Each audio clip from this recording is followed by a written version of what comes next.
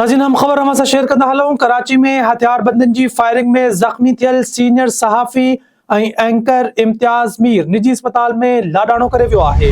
ही अहम ख़बर अव्हां सां शेयर कयूं पिया। कराची में हथियारबंदनि जी फायरिंग में ज़ख़्मी थियल सीनियर सहाफ़ी ऐं एंकर इम्तियाज़ मीर निजी अस्पताल में लाडाणो करे वियो आहे। इम्तियाज़ मीर ते कुझु ॾींहं अॻु कराची जे काला बोर्ड वारे इलाक़े में क़ातिलाणो हमलो थियो हो, जंहिंमें हू सख़्तु ज़ख़्मी थी पियो हो।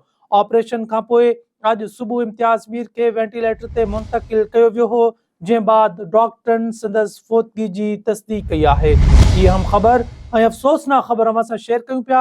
कराची में हथियारबंदनि जी फायरिंग में ज़ख़्मी थियल सीनियर सहाफ़ी ऐं एंकर पर्सन इम्तियाज़ मीर निजी अस्पताल में लाडाणो करे वियो आहे। अफ़सोसनाक ख़बर अव्हां सां शेयर कयूं पिया।